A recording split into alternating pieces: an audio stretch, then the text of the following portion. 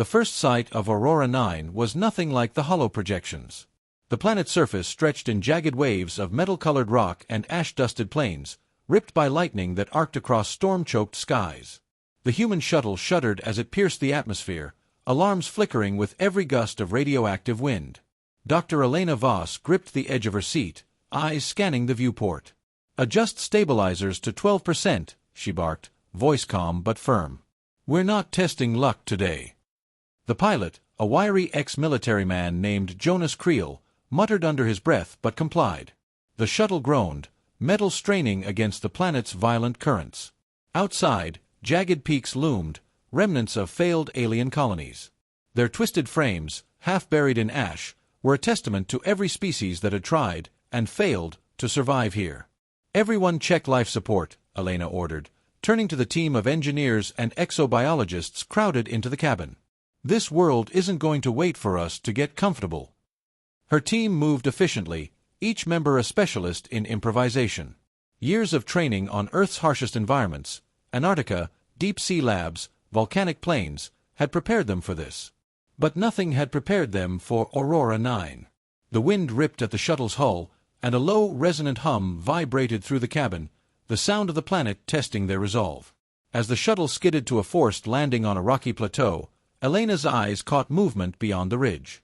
Small shapes, humanoid yet angular, barely visible in the storm.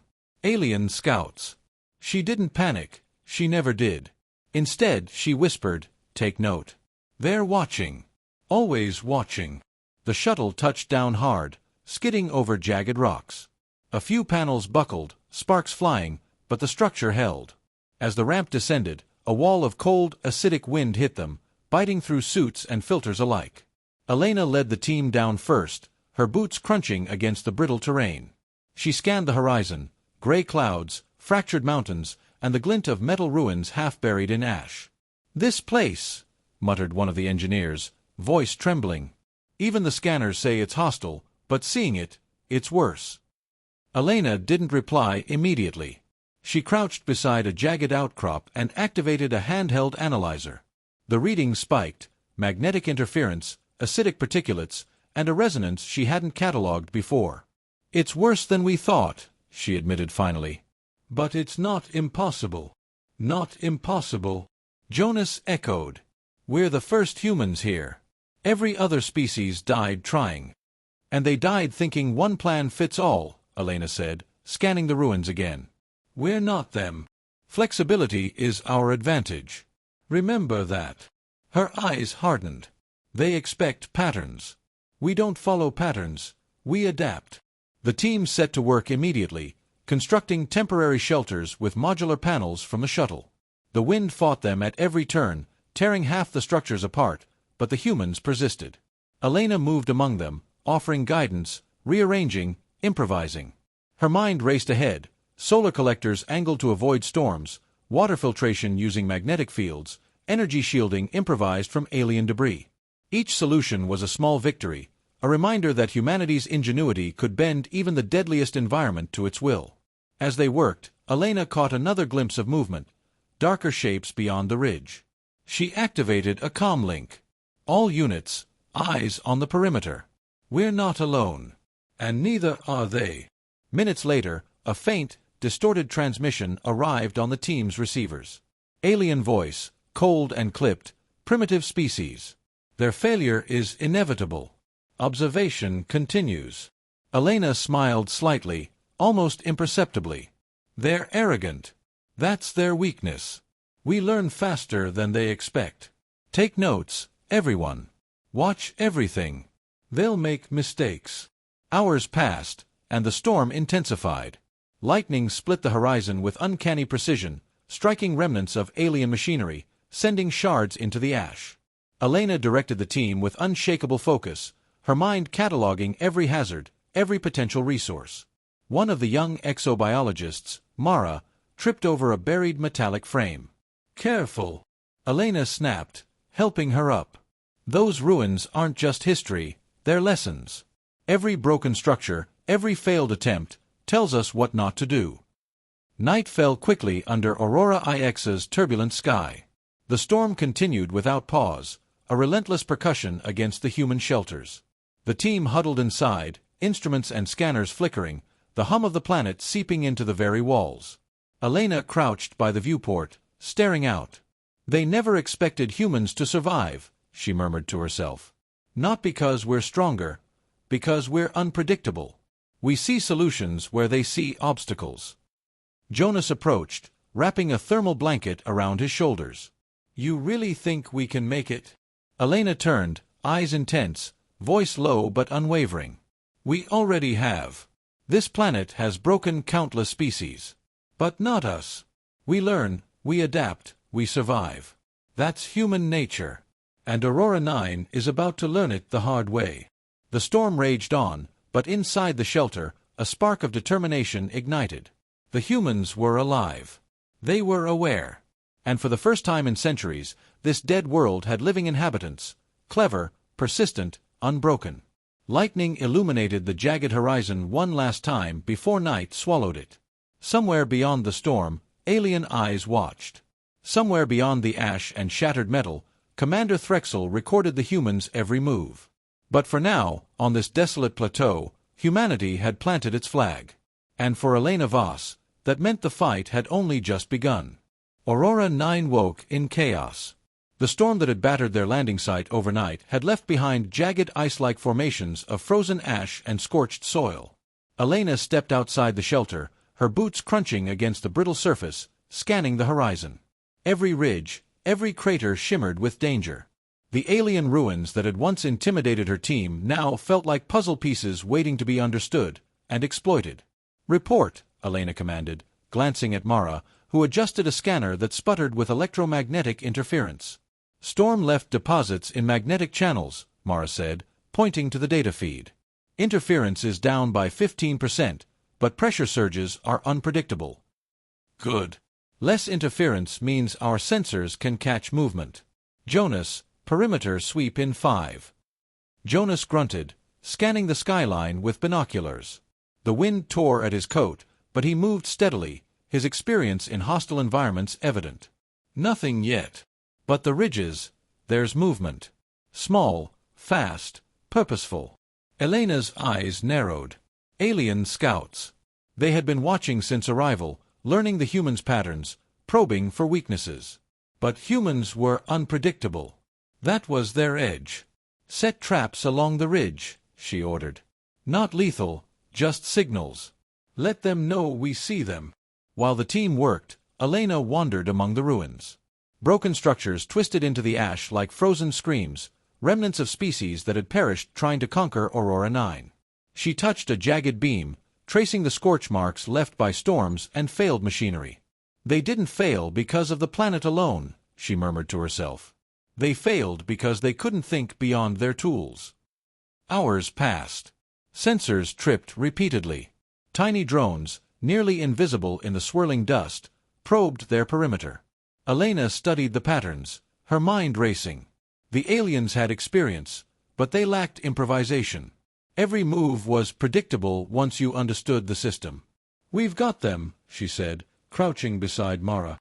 "See how their drones hesitate at the traps. They're testing our limits. We'll exploit that." Mara's eyes widened. "You want to lure them closer?" "Yes," Elena said. "We don't fight strength directly. We fight expectation. They think in grids, we think in variables." By evening, the first direct encounter occurred. Shadows flickered among the broken spires. Small, alien forms moved with mechanical precision. The humans were ready. Signal flares lit the landscape, sensors pinged alarms, and the aliens faltered. "They're cautious," Jonas noted, his voice tense. "Never expected us to react this fast." Elena smiled faintly. "Expect the unexpected. That's humanity's advantage." The aliens retreated into the storm, leaving behind fragments of their tech. Elena retrieved a small device, studying it closely. "They over-engineer everything," she observed. "Every circuit, every motor, designed to a single function. Brilliant, but rigid. We'll use it." As night fell, the wind howled louder, carrying whispers of frozen ash across the plateau. The team huddled inside the shelter, repairing structural damage and recalibrating instruments. Fear and exhaustion tugged at them, but Elena's presence steadied the rhythm. She moved among them, hands firm on shoulders, voice steady. "Focus on what we can control," she instructed. "Not the storm. Not them. Control what we do. That's survival." Jonas shook his head, frustrated. "They've had centuries of failures. One misstep, and we're just the next name on that pile. And one adaptation, and we're the first to succeed," Elena countered. "Do you think they anticipated humans using alien tech against them? Or rigging storm shelters as observation posts?" Her words were met with murmurs of realization. Every misstep by the aliens became a potential tool, every rigid assumption a vulnerability waiting to be exploited. Later, while mapping the alien ruins, Elena discovered a hidden chamber beneath a collapsed structure. Dust thick in the air, she brushed aside debris, revealing dormant machinery. Energy conduits hummed faintly, residual power running through them. This is a data repository," she said, excitement lacing her voice. "All the failed attempts recorded. Every calculation, every structural failure, everything they've tried." Mara peered over her shoulder. "You're saying we can use it?" Elena nodded. "Exactly. They didn't account for someone thinking differently. We can predict their next move before they even make it." The following hours were a blur of planning and testing. Humans adapted alien devices for survival, storm shields, environmental sensors, rudimentary energy barriers. Each success emboldened them. Each small victory reminded them why they had come. But the planet had other plans. A sudden surge of wind ripped through the plateau, tearing panels from the shelter and flinging debris into the night. Elena shouted orders, directing the team to reinforce structural anchors, improvise energy nets, and recalibrate shields. "Storm's escalating," Jonas yelled. "If this keeps up, we lose the perimeter." "We hold it," Elena snapped. "We adapt faster than the storm. That's all it takes. Remember, humans survive not because we are stronger, but because we can think when everything falls apart." By dawn, the storm subsided, leaving shattered equipment and a battered team. Yet their spirits remained intact. Every scar on the habitat, every dented panel, was proof of survival. Elena stood on the ridge, overlooking the ruined plains below, scanning for alien movement. "They won't wait forever," she said softly. "They'll strike when they think we're weakest. But we won't be weak. Not here. Not ever." Jonas joined her, voice subdued. "Do you really think we can do it?" Elena looked at him, eyes sharp but calm. "We already are. Aurora IX has broken countless civilizations. But we're humans. We adapt. We survive. And when we learn their patterns, the rules will change. The planet will learn something it hasn't in centuries. Humans don't fail like the others." From the horizon, a faint shimmer suggested the alien scouts had returned, watching silently. The humans were not yet safe. But for the first time, they understood the advantage they held. Observation, improvisation, adaptability, tools far more lethal than the strongest weapon. Elena turned back to the team. "Rest briefly. Tomorrow, we push further. Not because we must, but because we can. Every storm, every shadow, every alien probe, it's a lesson. And we're the fastest learners here." The team nodded, exhaustion tempered by renewed resolve. Aurora IX was hostile, unpredictable, and deadly, but humans had begun to carve a foothold. And for the first time, the alien overseers were faced with a species that would not bend, would not break, and would never play by their rigid rules. Elena watched the sunrise streak the clouds with molten orange. She breathed in the thin, icy air, feeling the pulse of the planet beneath her feet. "They tried to break this world," she whispered. "We're about to show them how humans survive where others fail." The wind on Aurora IX had calmed, leaving behind the acrid smell of scorched ash and ozone. The ruins of the alien colonies glistened like jagged fossils under the dim, coppery light of the planet's twin suns. Elena Voss stood atop a ridge, surveying the plateau. The storm had tested them, and the aliens had tested them. Now, the final trial loomed, direct confrontation with Commander Threxal. "Reports are in," Jonas said, approaching with a tablet. "They're mobilizing a strike team. larger than before, faster, smarter, probably expecting us to fold under pressure. Elena's lips pressed into a thin line. Then we make sure they're wrong. Assemble the team, now. We move with precision, not panic. The human team, exhausted but alert, gathered in the main shelter. Shelters had been reinforced, traps set, and alien tech adapted into defensive and offensive tools. Every step was calculated. Every move anticipated. Elena moved among them, adjusting placements, rechecking scanners. We don't fight their strength head-on, she reminded them. We fight expectation. They think in rigid sequences. We improvise. Remember that, and nothing will catch you off guard. Mara looked uneasy. Do you really think improvisation is enough against Threxal himself? Elena met her gaze. It has to be. He expects fear. We give him calculation. He expects repetition. We give him unpredictability. Distant shadows shifted on the ridges.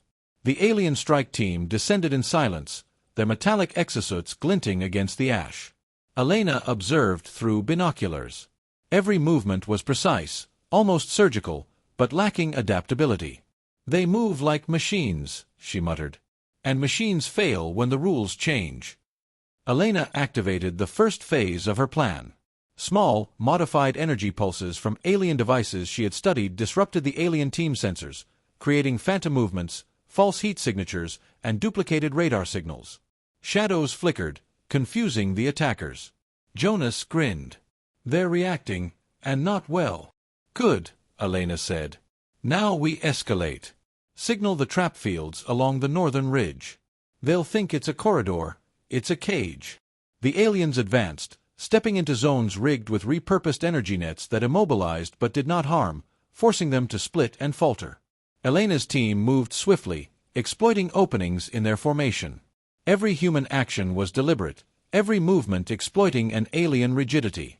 Threxal appeared on a ridge, larger and more imposing than any scout, scanning the battlefield with cold precision. His voice, distorted and metallic, carried across the plateau, primitive species. This ends tonight.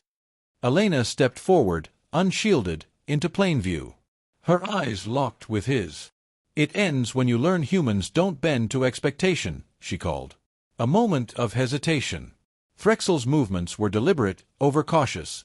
He had no experience with unpredictability. Elena signaled the team to advance, using environmental terrain to flank and disorient. Rocks were shifted to create false pathways, alien devices were overloaded to emit decoy signals, and sudden bursts of energy illuminated the ridges, creating shadows that moved independently of human presence. Hold your positions, Elena whispered to Mara, who adjusted an improvised pulse device. Let them fall into the pattern, our pattern. The alien forces faltered, their systems unable to reconcile the conflicting data. Threxal's expression, rigid and alien, betrayed frustration for the first time. He struck outward with energy tendrils, but each was anticipated and deflected by the team's improvisations. Jonas shouted, dodging a strike, "They didn't prepare for this level of thinking." "No species has," Elena replied, directing Mara to disable a power conduit feeding the strike team's coordination network. A wave of sparks and disrupted signals rippled through the alien ranks. Threxal roared, an unearthly sound vibrating across the ash plains. "Impossible! They cannot adapt." "Watch closely," Elena said under her breath, as her team moved in synchronized, unanticipated patterns. The humans exploited terrain, traps, and even the residual alien tech they had repurposed. The aliens, despite superior strength and firepower, were gradually cornered, outmaneuvered at every step. In the chaos, Elena confronted Threxal directly, her pulse device humming softly. "Your rigidity is your weakness," she said. "Your technology is flawless, but your thinking isn't. Adapt, or be left behind." Threxal's tendrils lashed, but Elena anticipated each strike, stepping aside with precision and countering by destabilizing the ground beneath him using repurposed magnetic plates.